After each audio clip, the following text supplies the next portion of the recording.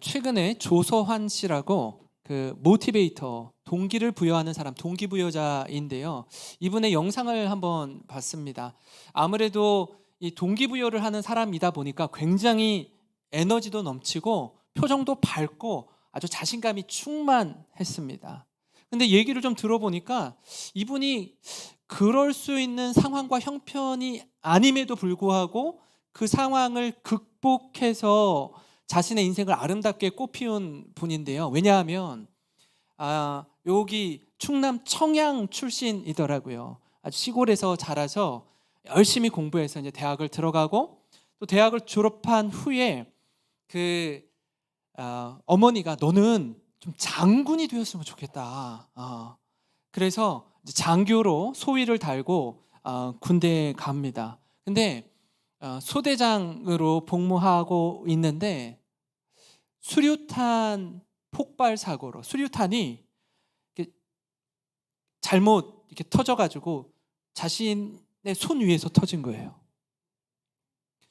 그래서 오른팔이 하나 잃고 머리에 수류탄 파편이 24개가 박힌 채 병원에 입원해서 이렇게 눕게 된 겁니다. 얼마나 절망적인 상황입니까?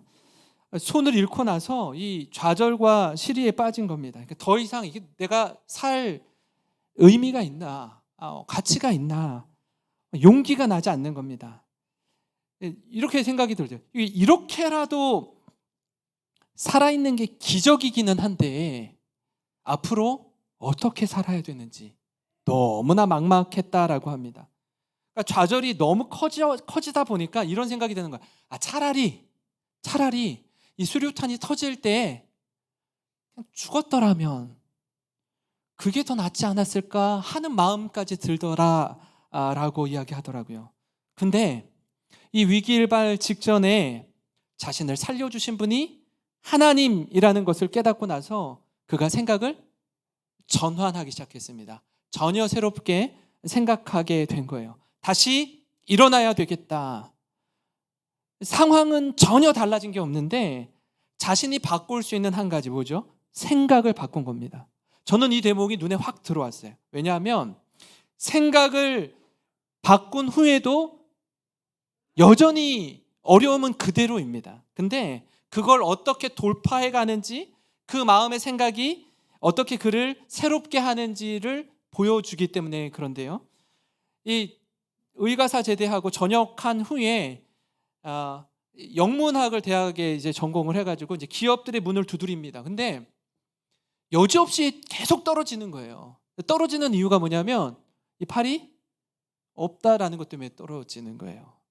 그래서 내가 굳이 이 팔이 없는 걸 면접관들에게 또 이 시험 이 이력서에 내가 쓸 필요가 있겠나 싶어서 그걸 말하지 않고 서류를 내고 면접을 보게 되었다라고 하더라고요. 근데 면접 중후반이 지날 때 어떤 면접관 한 분이 자신의 이 팔이 의수, 그러니까 가짜 손이라는 걸 보게 된 거예요. 그리고 나서 또 떨어뜨립니다. 집으로 돌아오는데 너무 억울한 거예요. 너무 힘들고 난 안 되는구나. 왜 이렇게 이 팔 하나 때문에 내가 이런 수모와 이 어려움을 겪어야 되는가. 그래서 다시 회사로 돌아가서 한 번만 더 기회를 달라고. 그리고 면접관들 앞에서 이렇게 말을 하는데요. 누구나 다 두 손이 있습니다. 그러나 한 손으로 글씨 쓰지요. 저도 얼마 전까지 두 손이 있었지만 그때도 한 손, 지금도 한 손으로 글씨를 씁니다. 누가 양손으로 펜 잡고 동시에 글씨 씁니까? 비록 저는 한 손밖에 없지만 부양할 가족이 있어서 책임감도 강하고 손도 없는 사람이 어영부영 살 수도 없습니다. 열심히 일할 수밖에 없죠. 저는 나쁜 짓 하다 손 다친 사람이 아니고 국가와 민족을 위해 기꺼이 내 손을 희생한 국가 유공자입니다. 이렇게 면접관들 앞에서 얘기하는데 그 회사가 애경그룹이었다라고요. AK.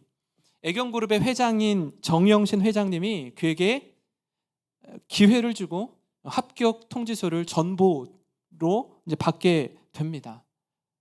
회사에 입사해서 이제 마케팅이라는 단어가 우리나라에 없을 때인데 이 마케팅에 대해서 공부를 하기 시작합니다.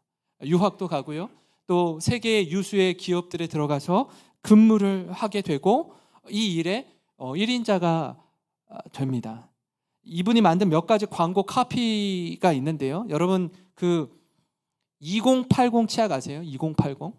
이 뜻이 뭐냐면 20개의 건강한 치아를 80세까지 잘 지키자라는 뜻으로 만든 거예요. 이분이 만든 겁니다. 이분이 그 2007년도에 쇼를 하라. 쇼 아세요? KTF에서 이 쇼를 하라. 이것도 이분이 만든 거예요. 우리 여성분들은 잘 아실 텐데 화장은 하는 것보다 지우는 것이 중요합니다. 이분이 만든 거예요. 나중에는요 승승장구를 해서 KTF 부사장까지 올라갑니다. 제가 이분의 강의를 들으면서 이분이 주목했던 건 뭐냐면 내가 이미 잃어버린 것에 대해서 마음 빼앗기지 않고 자신이 할 수 있는 것에 힘을 다했던 모습에 감동이 되었습니다. 이게 어떻고 저게 어떻고 이래서 못하고 저래서 못하고 불평과 불만으로 가득 찬 인생이 아니라 내가 지금 이 자리에서 할 수 있는 게 무엇일까? 어떻게 도전할 수 있을까? 이 일에 어떻게 집중할 수 있을까? 죽기 살기로 힘을 다해 수고한 겁니다. 여러분 우리가 코로나 3년의 시간을 지나면서 아마 그리스도인들이 가장 많이 부른 찬양은 이 찬양이 아닐까 싶습니다. 은혜라는 찬양, 은혜라는 찬양. 왜냐하면 여러분 우리가 이전엔 너무나 당연하게 생각했던 것들이 이 3년의 시간을 지나면서 이게 은혜였구나, 이 굉장히 기적이고 감사한 일이었구나를 깨달았기 때문인데요. 제가 찬양 가사의 일부분을 한번 읽어드리겠습니다. 내가 누려왔던 모든 것들이, 내가 지나왔던 모든 시간이, 내가 걸어왔던 모든 순간이 당연한 것이 아니라 은혜였습니다. 내 삶에 당연한 것 하나도 없던 것은 모든 것이 은혜였습니다. 우리가 상실을 통해서요, 여러분 지금까지 누렸던 게 은혜라는 걸 깨닫지 않습니까? 그리고 작은 것 하나하나가 얼마나 감사한 일인지 감사를 고백하게 됩니다. 여러분 오늘 우리가 읽은 말씀은요, 영적 지도자요 자신의 스승이었던 이 모세를 잃은 여호수아, 그 여호수아에게 하나님께서 주시는 메시지입니다. 여러분 아마 당시에는요 모세를 잃은 슬픔이 엄청나게 컸을 거예요. 사실 하나님이 이 이스라엘 백성들이 모세를 너무나 의지하고 의존하다 보니 하나님이 그를 부르실 때에 이스라엘 백성 어느 누구도 모세가 어디서 죽었는지 그의 묘를 찾을 수 없었다라고 해요. 왜냐하면 그것마저도, 그 모세의 묘마저도 또 하나의 우상이 될까 봐. 그 정도로 영향력이 있는 인물이었는데 이 모세가 죽고 나자 여호수아뿐 아니라 이스라엘 백성들이 앞으로 어떻게 가나안 땅에 입성해야 될지 막막하고 두려움 가운데 있는 겁니다. 왜 저들이 두려워할까요? 당장 눈앞에 보이는 지도자가 사라졌기 때문이에요. 전에는요 무슨 일이 있고 무슨 말을 해도요 누구만 따라가면 되죠? 모세만 따라가면 돼요. 본인들이 사실 항의도 많이 했고 막 모세에게 막 돌을 들어 치려고도 했고요. 뭐 이렇든 저렇든 그 고생을 했지만 그래도 지도자였던 모세만 따라가면 된다라는 분명한 확신이 있었습니다. 근데 그 눈앞에 보이는 지도자가 사라져버린 거예요. 어디로 가야 되는지 어떻게 해야 되는지 모르는 겁니다. 여러분 새해를 맞이하면서 새해를 허락해 주신 하나님께 감사한 마음이 있는 동시에 여전히 두려운 마음이 있는 이유, 그것은 뭐냐면 지금까지 우리가 단 한 번도 가지 않은 길을 가야 하기에 그렇습니다. 어느 누구도 가보지 않은 2023년도입니다. 세상에서 보도되는 뉴스의 대부분은요 2023년도가 본격적으로 더 어려워질 거라는 어두운 전망뿐입니다. 여호수아 1장 1절 2절을 보시면요, 여호와의 종 모세가 죽은 후에 여호와께서 모세의 수종자 눈의 아들 여호수아에게 말씀하여 이르시되 내 종 모세가 죽었으니 이제 너는 이 모든 백성과 더불어 일어나 이 요단을 건너 내가 그들 곧 이스라엘 자손에게 주는 그 땅으로 가라. 아마 여호수아뿐 아니라 이스라엘 모든 백성은 출애굽해서 가나안 땅 입구에 이르기까지 광야 40년을 인도하신 분이 전적으로 하나님이라는 사실을 알고 있었습니다. 그러나 다른 한편으로는 눈에 보이는 영적 지도자인 모세가 저들을 인도하였기에, 그러니까 눈에 보이는 리더가 사라졌다라는 건 저들에게 너무나 큰 충격이 아닐 수 없어요. 그러니까 아마 하나님의 말씀을 듣는 여호수아 입장에선 지금 주시는 말씀에 어디에 귀가 솔깃하냐면 내 종 모세가 죽었으니, 내 종 모세가 죽었으니, 여기에 마음이 확 빼앗겨 버리는 거예요. 근데 하나님은 여호수아에게 내 종 모세가 죽었으니 여기에 방점을 찍지 말고 이제 너는 백성들과 함께 내가 지시할 땅으로 가라. 너가 마음을 두어야 하는 곳은 여기 이 뒤에 나오는 말씀인데 여호수아가 자꾸 이 앞에 내 종 모세가 죽었으니의 마음이 빼앗겨 버리는 거예요. 그러니까 하나님이 강조하고자 하는 방점과 여호수아가 자기가 귀에 듣는 방점이 전혀 다른 겁니다. 여러분, 이 격차를요 좁혀야 돼요. 좁혀야 됩니다. 왜 그럼 여호수아가 그런 두려움에 사로잡히는 거죠? 왜 그렇습니까? 사실 모세를 따라서 40년 동안 그가 어떻게 사명을 감당하고 이스라엘 백성의 지도자로서 그들을 광야 길 가운데 인도했는지 모세의 수종자였던 여호수아가 가장 가까이서 일거수일투족을 다 봤어요. 다 봤는데 나는 저렇게는 못하겠어. 내 모세의 자리에서 내가 저 역할을 한다? 나는요 하나님, 제가 이 수종자 비서실장으로서의 역할은 내가 어떻게 해보겠지만 리더의 사명은 내가 감당 못하겠습니다. 거기에 대한 두려움이 엄습해 오는 겁니다.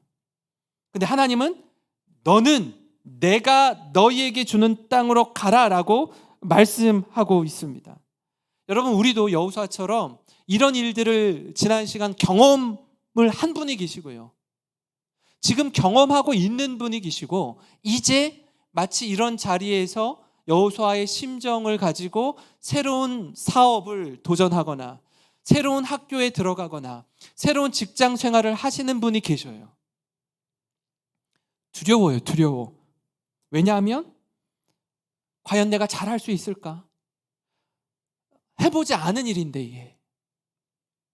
이런 두려움에 사로잡혀 있는 여호수아에게 하나님이 이렇게 말씀하시는데요, 강하고 담대하라, 이렇게 말씀하셔요.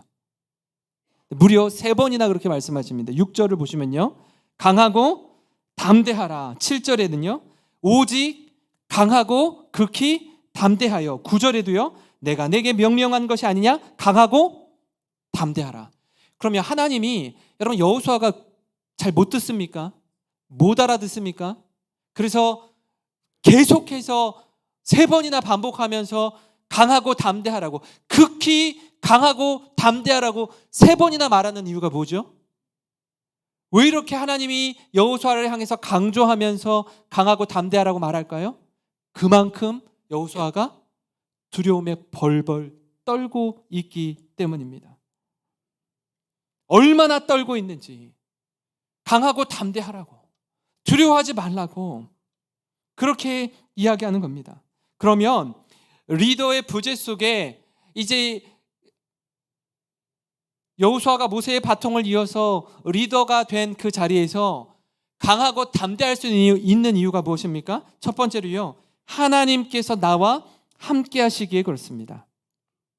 5절과 6절 말씀에 내 평생에 너를 능히 대적할 자가 없으리니 내가 모세와 함께 있었던 것 같이 너와 함께 있을 것임이니라. 내가 너를 떠나지 아니하며 버리지 아니하리니 강하고 담대하라. 너는 내가 그들의 조상에게 맹세하여 그들에게 주리라 한 땅을 이 백성에게 차지하게 하리라. 여호수아에게 있어서는 모세는요 아주 큰 산과 같았습니다. 넘지 못할 산처럼 보였습니다. 여러분, 그는 애굽의 최고 학문을 배운 사람이었습니다. 뿐만 아니라 모세의 온유함, 모세의 겸손함이 세상에 있는 누구보다도 더 했다라고 할 만큼 대단한 사람이었습니다. 모세의 리더십을 가장 가까이에서 여호수아가 봤어요. 아무리 생각해도 자신이 없는 거예요. 그럴 만한 자격이 없습니다. 저는 그럴 수가 없다고요. 하나님. 그러고 엎드리는 거예요. 그런 여호수아에게 하나님 말씀하십니다. 여호수아야, 모세가 모세 될 수 있었던 이유는 화려한 스펙이나 능력이 아니라 내가 모세와 함께 했기 때문에 그렇다. 내가 모세와 함께 했던 것처럼 여호수아 너와도 함께 할 것이다. 그러니 강하고 담대하라 라고 말씀해 주는 거예요. 여러분, 이 말씀을 믿으시기 바랍니다. 여러분, 우리가 혼자가 아니에요. 하나님 우리와 함께 하시겠다라고 약속해 주고 있습니다. 1장 9절 말씀을 우리 같이 한번 읽어보겠습니다. 시작. 내가 내게 명령한 것이 아니냐. 강하고 담대하라. 두려워하지 말며 놀라지 말라. 내가 어디로 가든지 내 하나님 여호와가 너와 함께 하느니라 하시니라. 아멘. 평생에 너를 능히 대적할 자가 없는 이유, 네가 잘나고 능력 있고 똑똑해서가 아니라 내가 너와 함께하기 때문이라는 사실입니다. 그렇기에 강하고 담대할 수 있는 거예요. 여러분, 우리가 생각하고 가치 있게 여기는 것과 하나님이 우리를 바라보시고 역사하시는 관점이 다릅니다. 자꾸 우리는 내가 뭘 좀 갖추어서, 내가 남들보다 똑똑하고 뛰어나서 열심히 있어서 하나님 나를 사용하신다라고 생각하는데, 여러분, 하나님이 우리를 바라보실 때는요 다 도토리 키재기 아닙니까? 우리가 남들보다 뛰어나면 얼마나 뛰어나겠습니까? 누구를 택하든 하나님의 손에 붙들리면 놀라운 하나님의 도구로 재탄생하게 될 줄 믿습니다. 여러분, 새해를 시작하면서 새로운 직장, 새로운 사업, 또 새로운 학교에 들어가는 분, 또 새로운 봉사의 자리에서 불안과 염려와 두려움에 사로잡힌 분 계십니까? 사랑하는 성도 여러분, 강하고 담대하시기 바랍니다. 우리는 혼자가 아니라 하나님께서 우리와 함께 하심을 믿고 믿음으로 살아가는 우리 모든 성도 되시길 주님의 이름으로 축원합니다. 여러분, 그런가 하면 우리가 강하고 담대할 수 있는 두 번째 이유는요, 이 형통의 원리가 하나님의 말씀에 순종하는 것임을 가르쳐 주기 때문입니다. 하나님이 여호수아에게 강하고 담대한 마음으로, 그럼 네가 어디에 힘을 쏟아야 되는지, 어디에 마음을 쏟아야 되는지 아주 구체적으로 가르쳐 주는데요, 오늘 말씀 7절부터 9절에 오직 강하고 극히 담대하여 나의 종 모세가 내게 명령한 그 율법을 다 지켜 행하고 우로나 좌로나 치우치지 말라. 그리하면 어디로 가든지 형통하리니 이 율법책을 내 입에서 떠나지 말게 하며 주야로 그것을 묵상하여 그 안에 기록된 대로 다 지켜 행하라. 그리하면 내 길이 평탄하게 될 것이며 내가 형통하리라. 내가 내게 명령하는 것이 아니냐? 강하고 담대하라. 두려워하지 말며 놀라지 말라. 내가 어디로 가든지 내 하나님 여호와가 너와 함께 하느니라 하시니라. 여러분, 여호수아가 이스라엘 백성의 리더로 살아갈 때 그 기준이 바로 다른 것에 있지 않고 하나님 말씀에 있는 거예요. 그러니까 말씀 따라 순종하면 형통의 길이 열린다라고 이야기하고 있습니다. 그가 감정적으로 확신에 차서 행동하거나 이스라엘 마음을 사로잡아서 선동하는 게 아니라 아주 구체적이고 선명한 메시지인 하나님의 말씀을 따라 행할 때 형통을 경험하는 거예요. 그러니까 말씀에 순종하면 승리하고 말씀에 불순종하면 패배하는 원리, 공식을 배우는 것 아닙니까? 여러분, 가나안 땅에 처음 들어가는 첫 관문이 어디였죠? 여리고성이었어요. 여리고성. 굉장히 웅장하고 철통부 안으로 철벽으로 쳐져 있는 여리고성을 어떻게 이기죠? 하나님 말씀에 순종할 때 이기는 거예요.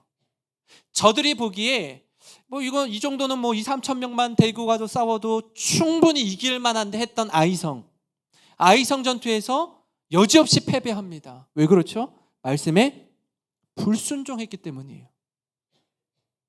하나님의 말씀에 순종하면 승리요, 하나님의 말씀에 불순종하면 패배라는 그 공식, 그 말씀을 여호수아에게 지금 전해주고 있는 겁니다. 말씀을, 이 율법책을 내 입에서 떠나지 말게 하라라고 말씀하고 있어요. 우리가 공동체 성경 읽기를 매일매일 하는 이유가 뭐죠? 매일매일 일주일에 단 한 번 이 시간에 나와서 예배드려서 또 말씀의 은혜를 충만하게 받는 것도 너무 소중하지만 이 율법책을 내 입에서 떠나지 말게 하는 것, 매일매일 우리가 매일 식사하는 것처럼 한 끼만 걸러도 배가 고픈데 매일매일 하나님의 양식, 말씀의 양식으로 우리의 영의 양식을 채우는 것 아니겠습니까?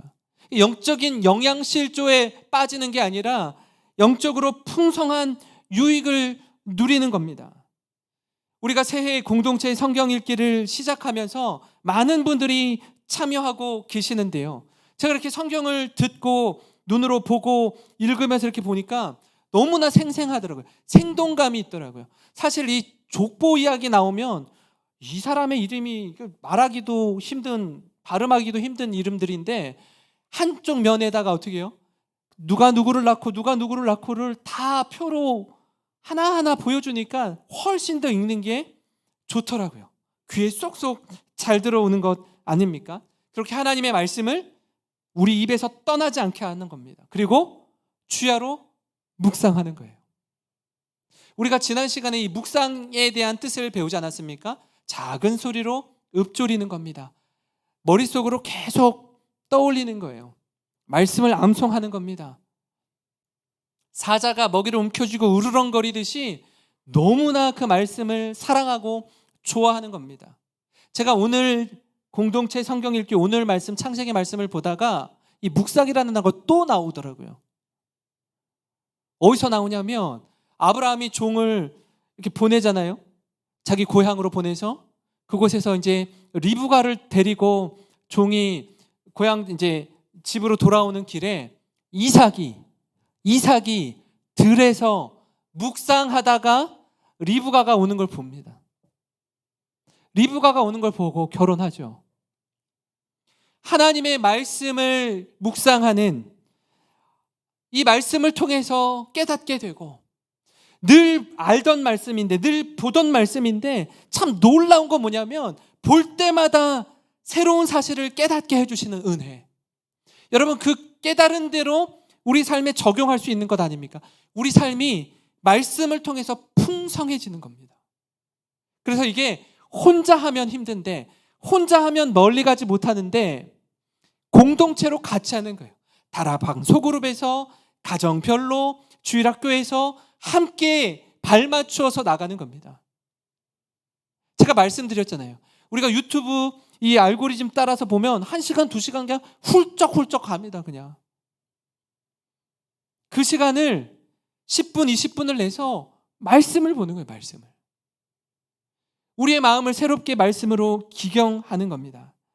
여러분, 그때 우리의 길이 평탄하게 되고 형통하게 될 것이라는 하나님의 약속을 붙들고 말씀을 가까이 하는 우리 모든 성도님들 되시기를 바랍니다. 여러분, 이 말씀이 우리에게 생명력 있는 말씀이 될 줄 믿으시기 바랍니다. 제가 서두에 말씀드린 이 모티베이터, 이 조서환 씨가 오른손을 잃은 절망 가운데 다시금 소망을 갖게 된 건 위기 일발 중에 하나님께서 그를 살려주셨다라는 걸 깨닫고 나서 생각의 방향을 전환하게 됐다고 말씀을 드렸어요. 완전히 새롭게 된 겁니다. 뭐 때문에요? 말씀 때문에. 말씀 때문에. 이분이요, 처음 강연을 나와서 이런저런 이야기를 하는데요, 정말로 이분이 자신의 오른팔 얘기를 하지 않았을 때는 몰랐어요. 그 팔이 의수였는지 저도 몰랐어요. 어떤 경우에는요, 여러분, 우리 스스로 갖는 그런 마음들, 난 이것도 못하고 이 부분도 약하고 할 줄 아는 것도 없고, 우리 스스로 자꾸 자기 연민에 빠져서 자꾸 동굴 속으로 들어가려고 하는데요. 아니요, 거기에 집중하지 마세요. 그가 이런 얘기를 하더라고요. 사고를 당하고 나서 군인 병원에 입원해 있는데 그때 교제하던 자매가 있었던 모양이에요. 자기 여자친구가 병원으로 온 거예요. 너무나 부끄럽더래요. 자기 모습을 보여주는 게 너무나 떨리더래요. 그리고 딱 이 한마디 했다는 겁니다. 나 이래도 사랑해. 내가 오른팔이 있을 때나 없을 때나 나 지금도 사랑해. 그 자매가 울면서 고개를 2번 끄덕끄덕이더래요. 그러면서 내가 이 여자를 위해서 내 한 목숨 바쳐서 힘을 다해 살아야 되겠구나. 우리 가족을 위해서라도 내가 낙심하지 않고 포기하지 않고 살아야겠구나. 그런 마음을 가졌다라는 거예요. 그의 동기부여는 첫 번째로 살아계신 하나님이었습니다. 그분의 말씀이었어요. 나의 약점으로 인해서 자기 연민에 빠져서 주저앉고 낙심하는 인생이 아니라 소망을 가지고 다시 일어나 힘을 다해 말씀을 힘입어서 살아가는 우리 모든 성도님 되시기를 간절히 소망합니다. 여러분, 이게 복이요 은혜인 줄 믿고 올 한 해 우리가 강하고 담대한 믿음으로 살아갈 수 있는 이유, 우리 하나님께서 나와 함께 하시고 계시며 모든 형통의 원리가 하나님 말씀 붙들고 믿음으로 순종할 때 누리는 것임을 믿고 힘차게 달려가는 모든 성도 되시길 주님의 이름으로 축원합니다. 여러분, 오늘 이 시간 말씀을 기억하면서